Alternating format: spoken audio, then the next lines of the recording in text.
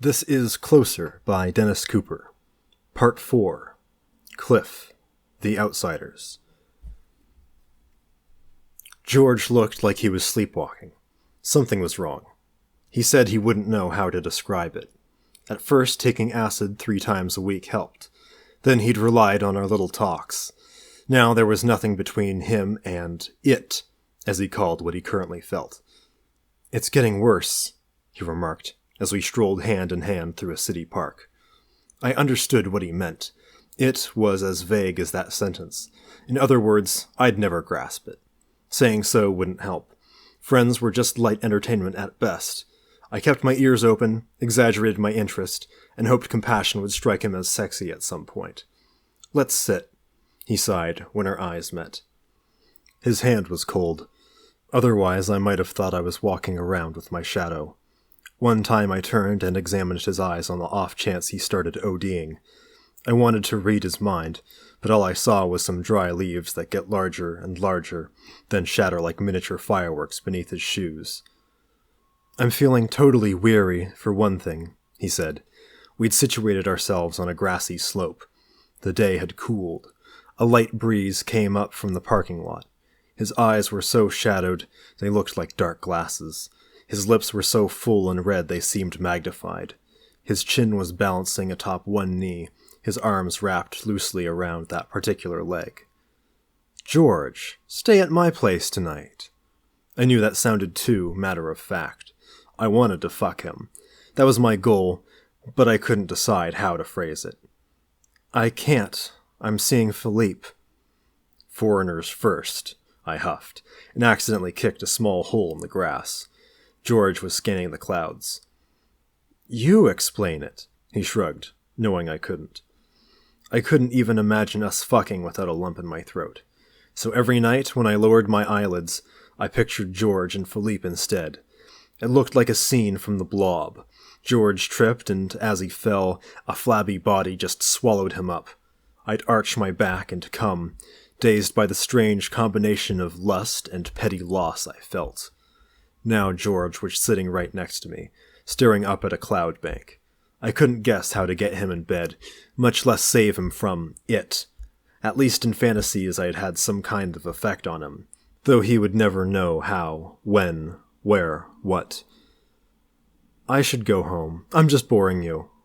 "No, you're not," I whispered. "Well," he said, "I'm boring myself." "I'll see you later," he yelled, as he trudged up his front walk. I threw my car into drive and gunned it, searching for him in my rearview mirror. He'd stopped dead in his tracks and was watching me barrel off, arms wrapped around his chest. Sure, he had pissed me off. "Shit," I said, gripping the wheel. "No matter what I do." I climbed the stairs to my room. Mom had cleaned the house. The air smelled poisonous. I set an old Brian Wisdom LP on the turntable. There was a song on its second side called "Note to No One," in which the deeply depressed singer-songwriter moaned out some personal problems to a dead friend. It was a joke, in particular one couplet. When it approached, I sat forward. "I'm as made up as the TV star my lover's ogling. I feel like an empty exercise in acting." That was so ludicrous. Why did it make me want to cry? Maybe because he'd grown so out of touch with his thoughts, he was forced to use strained images to suggest the extent. I could relate to that kind of approach. Still, every now and then, it helped to brush up. The phone rang.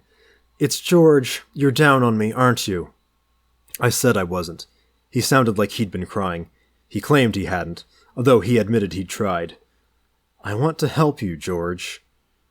"Well," he said, and took a breath that sounded more like a hiccup. "You may." I let him sob for a while. The only words he could manage were, "Maybe it's all this Philippe stuff." I tried to find the right tone. Why not just say it, I thought. But before I could blurt that cliché I'd longed to air all these months, I decided his tears were a great opportunity. "I understand you, George. Give me less than a minute to think." I felt a weird grin spread over my face as I said this. Once he'd calmed down, I suggested a plan. I'd follow him to Philippe's. I'd hide outside and observe their sex. Afterward, we'd go somewhere, and I'd give him my honest opinion on what it meant. "Yeah, I guess so," he sighed, "but you'll be shocked." "No," I said. I grabbed a loose sheet of paper and scribbled down the directions. "Okay, got it." I crawled through some bushes, careful to keep them from rustling. I found an unshuttered window and rose to my feet. The room was plush, over-furnished in shades of white. Philippe sat on a black sofa. He was ashen-faced, a little gray at the temples, and saggy. To his left, George was stumbling out of his jockey shorts. Above their heads hung a charcoal drawing of somewhere that didn't exist. I scooped some dirt off the sill and got my balance. Cars driving by couldn't see me. The lawn was deep, the foliage thick. The room was subtly lit, like a case full of perishable objects. I wished I'd brought my old Konica. I could have got some great shots of George in the nude. As I'd hoped, he was so pale and smooth he looked airbrushed. He shut his eyes and felt his way through the furniture, stubbing a toe now and then. He ended up by a small air conditioner, turned in slow circles for 30 seconds or so, then lay face down on the rug's smoky pattern. Philippe rose from his chair and knelt over the body. I thought, religious, but what happened next made me think of a porn film I'd fidgeted through. In the film, a blonde lay on her stomach. A fat man pried open her ass, stuck out his tongue, and spread her privates with spit from the pale pubic bush to the small of her back, repainting the same exact spots until they caught the light, appeared monstrous one second, toy-like the next. Philippe's tongue had a similar sweep. It climbed the rubble of George's balls, swabbed the crack, and returned to base over and over. At first that looked too mechanical. Then I was struck by the figure's grace. In comparison, my fantasies were a scrawl. I nearly blushed at the thought of subjecting this boy to them. George got a spanking. Philippe's arms seemed to move in slow motion, but I heard the slaps, even through the plate glass. After a dozen he eased off, smiled down at his handprints, and mouthed a few words. The asshole swelled, trembled, then very slowly produced a turd. It rose an inch in the air, toppled into his waiting palm. I thought I could make it, but halfway down the street I splayed my hands on the nearest tree and threw up. A dog walked over, sniffed my splattered Adidas. "Go fuck yourself," I moaned. It backed off a few feet and watched me retch for a while with its confused eyes. Wondering how the dog felt helped get my mind off my misery. I thought of the first and last time I'd gone riding. Horses resembled big dogs to me, with even kinder smiles. Dad helped me onto one's back. It tore off down the trail. I gripped the reins tighter the more it squealed and tried to buck me off. Suddenly I lurched face forward toward the earth. The bored dog barked, trotted under a hedge. Somehow I got to my car. Its chilly metal felt perfect. I lay on the hood taking deep, even breaths. After a while I stood up. I was still much too shaky to form an opinion of what I'd seen. On one hand, I longed to find some sort of clinic and have my memory flushed. On the other, I wanted to ring Philippe's bell, shake his hand, and say, "Yeah, right." I drove into a Shell station and phoned my friend Alex. He was the most callous, sarcastic person I knew, but we'd been friends since 10th grade. He knew me inside out. "We have to talk." I gave a quick sketch of what I'd seen. "Rush over here," he gasped. 10 minutes later I eased past 2 sleepy-eyed parents and into his bedroom. "So, tell all." I pulled a chair up. I loved seeing Alex. His face was covered with freckles, 10 deep in some places. They camouflaged his quite commonplace features with startling images. I could connect up the dots and see galloping horses, a black man lifting a crate, a map of Oregon. It was the ideal appearance for someone so witty and complex. Tonight I was too self-absorbed to see anything. I talked. He nodded occasionally. "Phew," he said, once I completed my tale. "Little George Miles. I can't reconcile that." He crossed his arms and seemed lost in thought. I must have drifted off, because the next thing I saw was a mouth smeared with toothpaste. "Rise and shine, pervert," it said. While Alex showered, I reached behind his cassette deck. I found the baggie where he hid his grass, rolled a joint, struck a match on my belt buckle. I tried the radio. Out popped Sparks' Amateur Hour, a flop song from my childhood that sounded best loud. I settled back on the bed, closed my eyes, and pressed my thumbs on the lids until I could see pretty patterns wherever I looked. Alex appeared in a door, towel tied at the waist. Like his face, his chest was cluttered with freckles. Dripping wet, it looked like polished stone, some sort of granite to be exact. I thought of a sculpture I'd seen at the City Museum. Untitled 2 was gigantic, and so brightly lit all I'd seen was the glare on its surface. Alex was like that. "Sparks!" He punched off the radio, then plucked his joint from my lips. Without great music to structure my thoughts, everything in the room became very abstract. Not just the ideas, but the objects. The world of George was one minuscule speck in that constellation. It was light brown and set next to a prominent cheekbone. A sarcastic voice boomed from deep inside it. "Cliff, you still with us?" Sort of. I shook my head when Alex held out the joint. I searched for an adequate word. Weird. I had to wake up. "Hey, listen," I said. "Is there any hot water left?"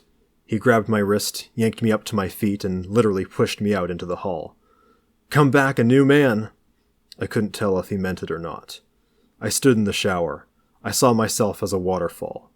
Hot jet streams pounded my head, splashed my shoulders and upper chest, streaked down my ribs, made my pubic hair droop, spilled off the tip of my cock, exploded around my feet. I watched this chain of events for a half hour, struck by how worn out my thinking was. I wrapped myself in a towel. When I got back to his room, Alex eyed me suspiciously. "I said come back a nude man."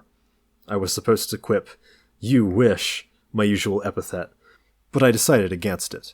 I don't know why, and this left a small hole in our afternoon. He realized I had caught him at something. I understood what that was, but I wasn't sure whether he knew that I knew or not. He plopped on the edge of the bed, reached out, fiddled with the TV. I knew he was hot for my body. I'd been avoiding the issue for months. Why had I tiptoed around what he couldn't say? We were so much alike mentally. Surely our bodies would match. I closed my eyes and imagined us making out, then stole a glance at my towel. Guess not, I decided. As a test, I imagined a similar scene with George. I locked us in an embrace. But before I could fasten the lips, our bodies started to move by themselves. It had the look of ballet, at least the one I'd been dragged to. I was so wowed by my own choreography, I might have whipped out my cock if a lump in my throat hadn't woken me up. I parted my eyes. I saw a pretty actress in a fake-looking bathroom. Her mouth was open inhumanly wide. Her glazed eyes stared at a mirror. It reflected her screaming face and, further back, the burly chest of a beast with a leather hood over its head. It yanked a bloody axe out of her back and was wiping it off on the front of its t-shirt. They were replaced by a bottle of Windex. Alex glanced over his shoulder. His face was mildly amused again. "This thing is great," he said. It was his kind of film. It tried to make light of death, make it superficial and sort of witty, and therefore, great. Thanks to his lecturing, I'd come around as well. "Yeah," I agreed. "The day's looking up." He changed positions. His eyes came so close to mine, I was sure I could have seen an emotion in them, if one was back there. They were pea-green, with yellow flecks that looked like tiny, dry leaves, floating around slowly in bowls of soup. Neat as a pin, I thought.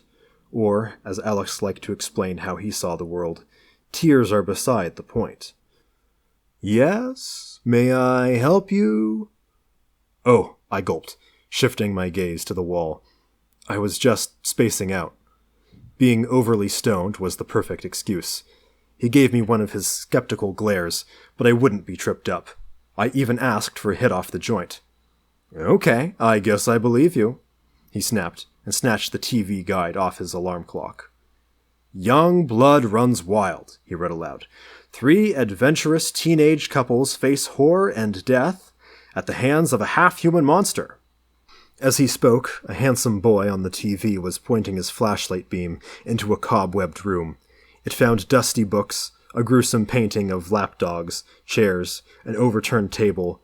The jazzy soundtrack swelled up as the murdered girl's face reappeared. His mouth opened inhumanly wide. The hooded beast bounded out of a closet. He struck it over the head with his flashlight. It hit the floor. He staggered into the hall, yelling, "I've killed it! Bobby? Jill?" They huddled down in a corner. "Come on, I'll show you," their hero said.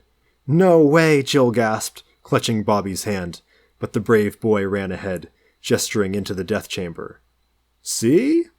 A hairy arm dragged him away. I heard a scream, several yelps, then a gurgling noise. "That must be the air wheezing out of his chopped open lungs," Alex mumbled.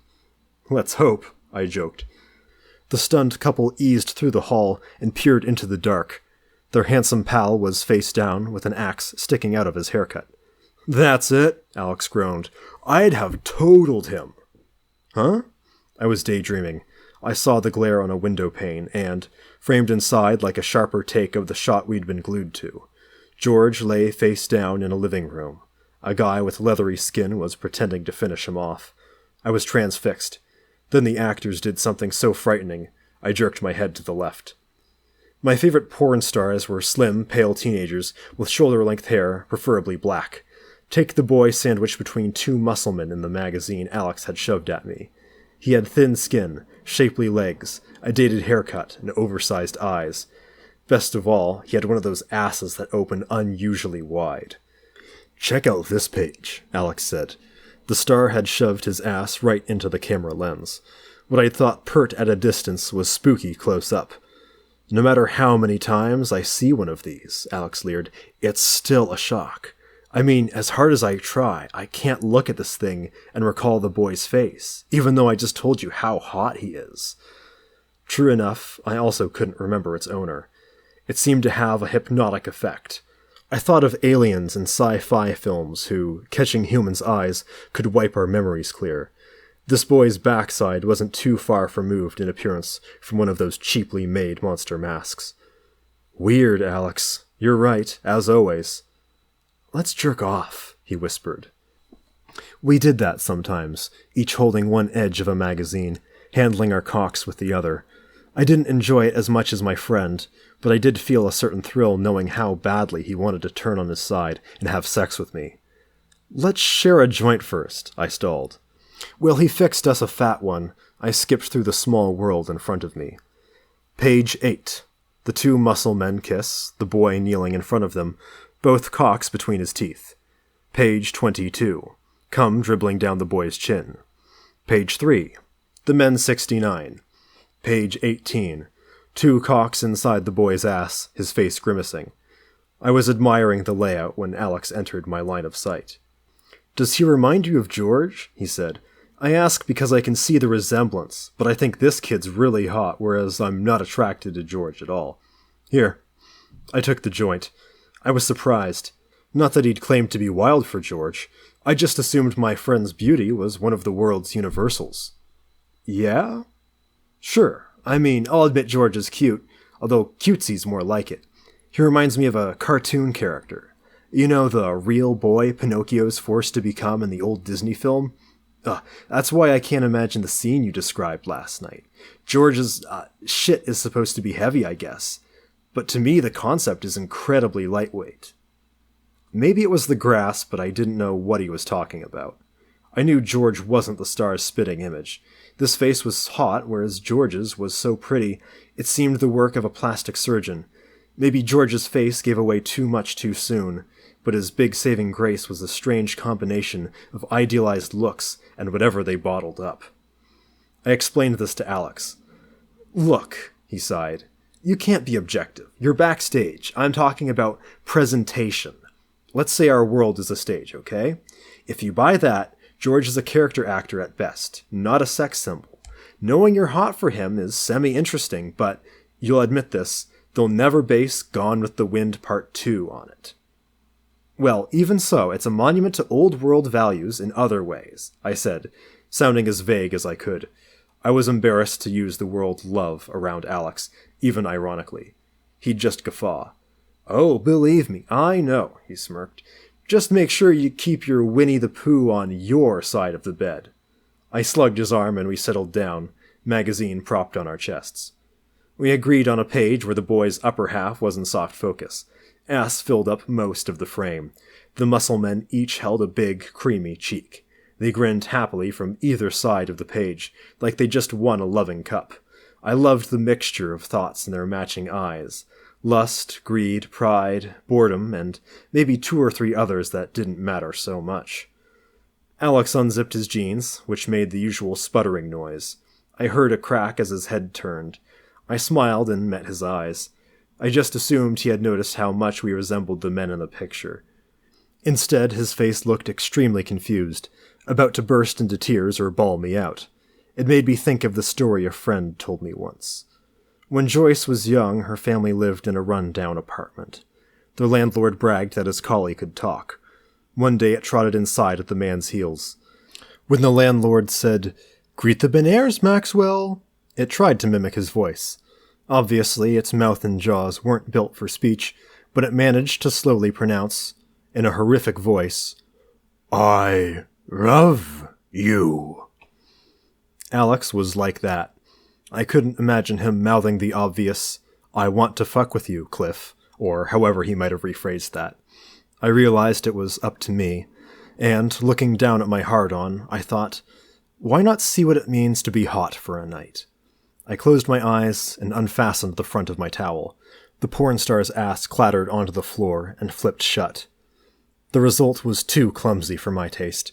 We recreated a few poses we'd seen in magazines, and spent far more time giggling than moaning each other's names. I thought of it as sort of a misplacement, kept George in my mind, and went through the motions. I even gave my friend's ass a few superficially passionate strokes to make him think I hadn't tried to forget him.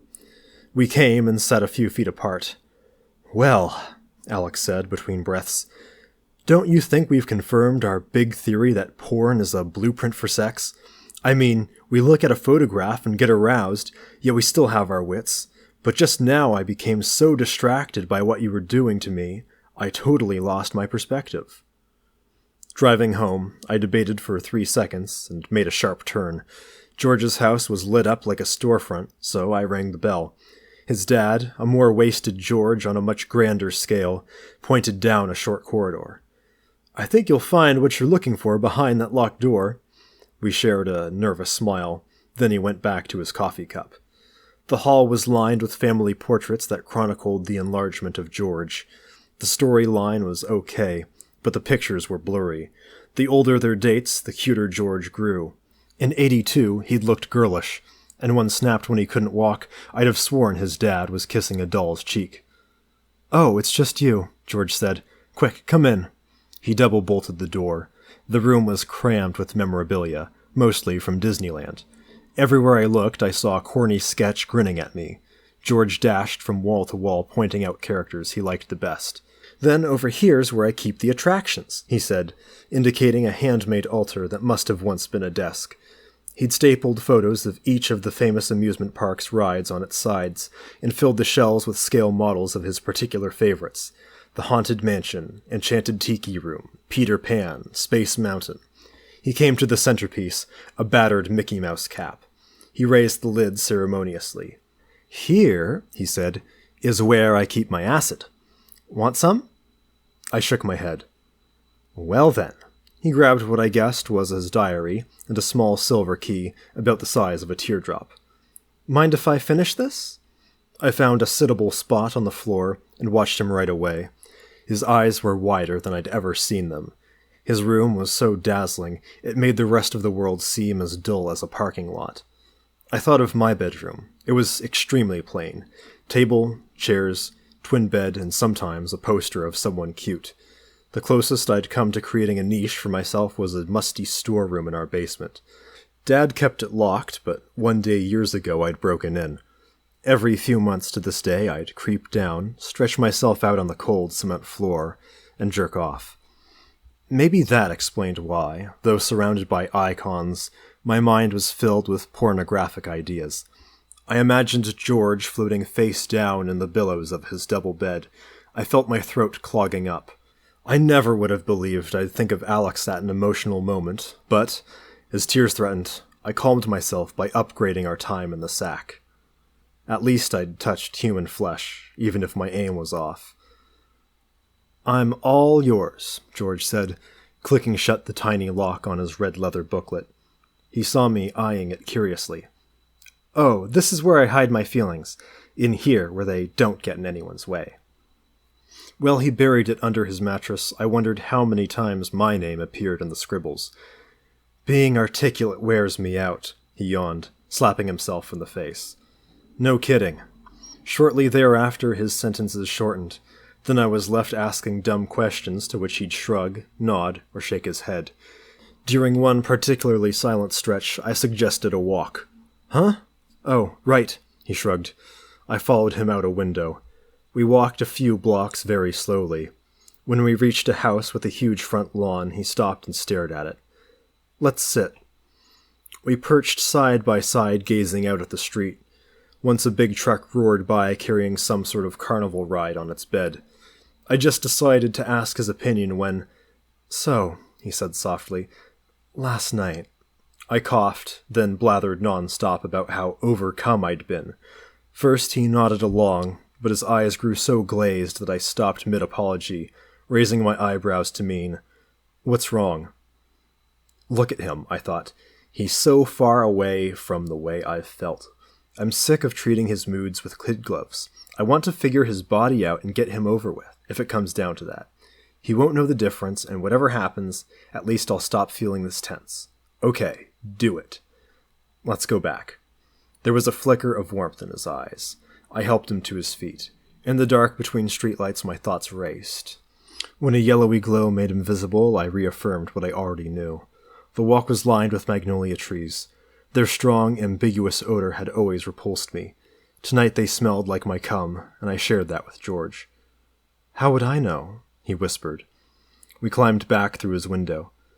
"Just stretch out here," I said, gesturing toward his bed. As I undressed, I glanced around at the walls, completely covered with mice, ducks, dogs, crickets, and so on. When I squinted, they looked like the crowd at a strip joint. If life were a sketch, I was sure I'd be deafened by high-pitched yells of encouragement. I carefully recreated what I had seen through Philippe's window, up to the point when I'd felt nauseous. I was a little too tentative, but George's lack of response made it seem we'd rehearsed our parts hundreds of times.